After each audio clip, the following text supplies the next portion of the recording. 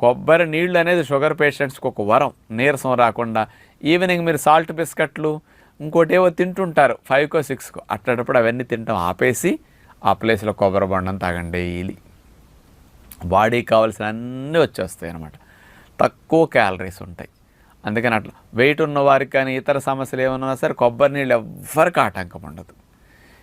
ఏది దొరకనప్పుడు పండ్ల రసాలు లేవు, చెరుకు రసం లేదు, కొబ్బరి బొండం ఉంది, చక్కగా ఈవినింగ్ 5కి త్రాగండి.